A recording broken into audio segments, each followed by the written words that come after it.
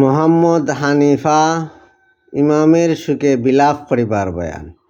হায় আল্লাহ হায় দুঃখ শুনিতে বিদরে বুক পাইয়া সুখেতে জিমু ফরান।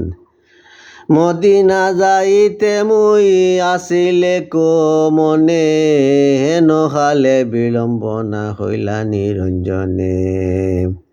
অহনে যাই মুই আমি মদিনা শহর, না দেখি মুবাই সব ফরানের দূষর।